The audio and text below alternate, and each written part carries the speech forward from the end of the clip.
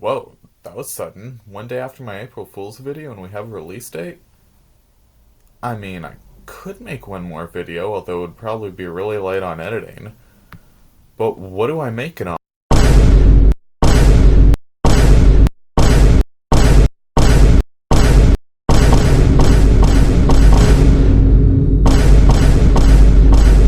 Huh. I really should have done this earlier.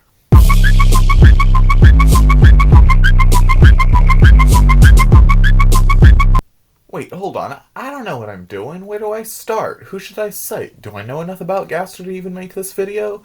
Does anyone know enough about Gaster to make videos about him? How should I even format this? Yeah, well, I'm not using this anymore. Okay, see this? It's the word Gaster. This is in the center of our diagram because we want everything on the diagram to connect to Gaster. Why not just put Gaster's sprite there instead?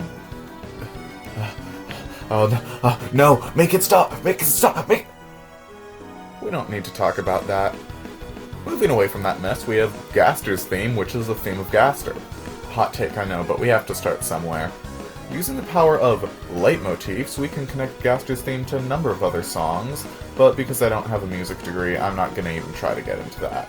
Andrew Cunningham made a really great video on the topic, so I advise you to see it if you haven't yet, even though you probably have. Just note that it doesn't take a musical expert to state that Another Hymn is very clearly Gaster's theme, but with modifications that make it fit the atmosphere, as well as making it a more complete song. Anyways, have a look at these guys. As many of you may know, these grayscale recolors of three mostly unimportant goobers give like half the Gaster lore in the game. Well, games. Zombie Ficus Liquor over here says that Gaster was the previous royal scientist and he built the core. He also has a doctorate.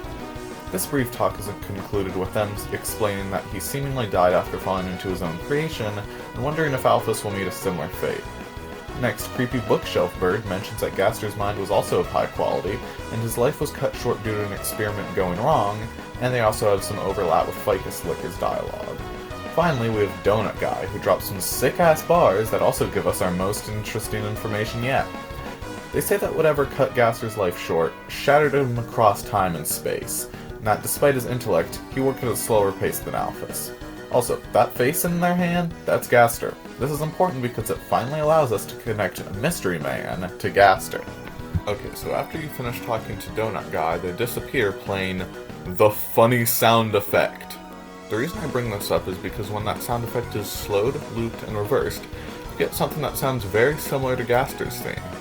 This sound effect also plays when interacting with the Mystery Man, and considering that this altered version of Gaster's theme plays when someone holding a piece of Gaster vanishes, it would make sense for it to play when Gaster vanishes as well. And with that, we've proved once and for all that Mystery Man is Gaster. Subscribe if you enjoyed it, and good night!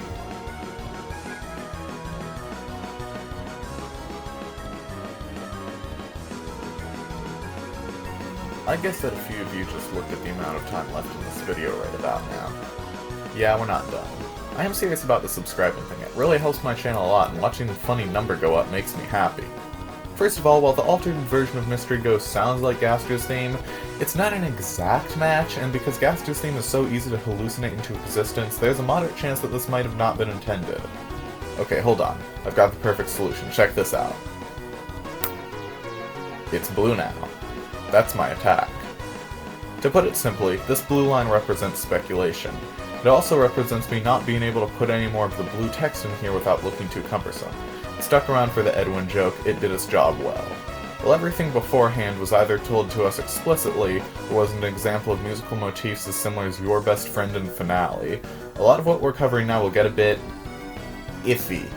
Nothing like predicting the old song Coming from the Sea is actually Gaster playing Penumbra Phantasm on his xylophone, just iffy. Entry number 17. Wing, winger, yet dinger. You know about this, right? I hope so. I don't want to explain it. Here, have the wiki article. You done? Fantastic. First, this being the entry 17, missing from the True Lab, gives credit to the idea that Gaster wrote this.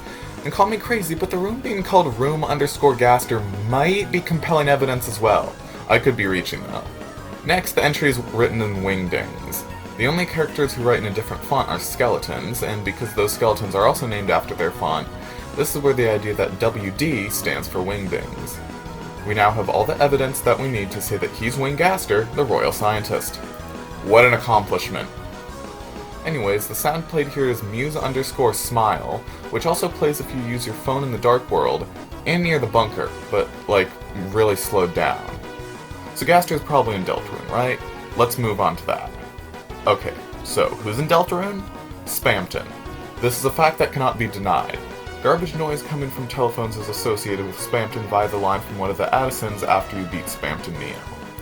Spamton and Jebel have some kind of relationship, which is the same with Jebel and Sham, who just so happens to quote entry 17.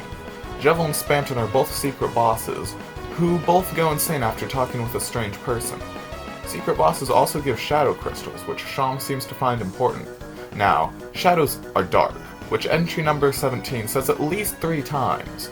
Also, darkness seems to be a major part of Dark Worlds. Might want to look into that. Dark Worlds? I sure hope they are. They seem to cause some darkness to behave like light, almost as if photon readings are negative. Hey, where is it dark? Under the sea, of course. Everyone knows that. The sea? Where the old song is coming from? Yes, I'm onto something here, but what could it be? Well, you see, a synonym for shadow is umbra.